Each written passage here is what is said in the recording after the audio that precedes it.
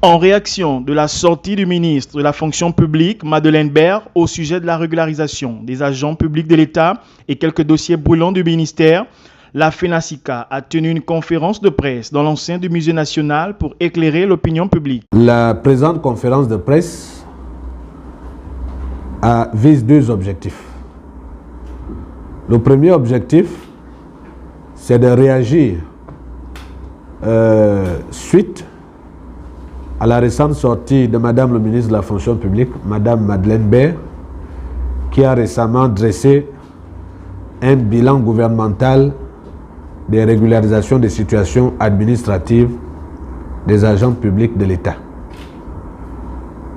notamment les recrutements des sortants écoles, les pré-salaires, les recrutements des pré-salaires, mais aussi les reclassements après stage.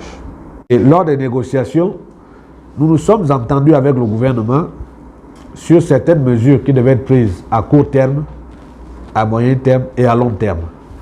Dans le court terme, qui devrait expirer en 2021, fin 2021, il y a la question des recrutements des sortants écoles et des reclassements après stage.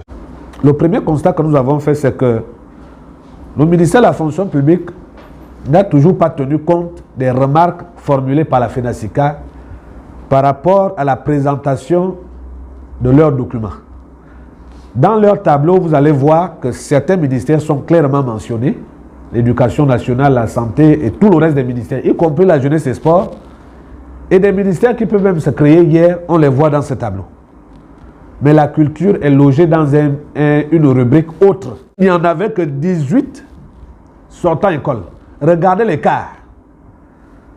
De 18 à 157. Qui sont ce surplus-là? Des personnes qui ont été recrutées dans le cadre de la promotion ENAM 2015. Notre ministre a fait venir, comme ses prédécesseurs, a fait venir les médias pour annoncer en grande pompe que les travaux du bâtiment annexe vont reprendre, que les travaux à l'ENAM vont se faire et que la salle de spectacle du ministère de la Culture sera réhabilitée. Il y a eu un appel d'offres, les entreprises avaient même déjà commencé à travailler et après plus rien. Une semaine après, plus rien. Mais ce qui est étonnant, c'est que le gouvernement a injecté plusieurs millions pour l'effectivité de ces travaux. Ces millions sont passés où? Pourquoi les travaux se sont arrêtés brusquement après une semaine? Mais qu'on nous donne des réponses, qu'on nous donne des explications. Et nous précisons que ce n'est pas la première fois qu'on vit ça. Quand le ministre arrive, il annonce que les travaux reprennent et après, il n'y a plus un grain de sable qu'on voit arriver.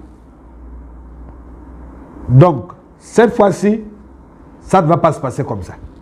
Mermans Nansom, président de la FENASICA, a une fois de plus interpellé la tutelle face aux irrégularités observées dans les reclassements après stage et les sortants école ENAM 2015. Rappelons que le président de la FENASICA a donné un ultimatum de 8 jours avant de se faire entendre aux plus hautes autorités de l'État.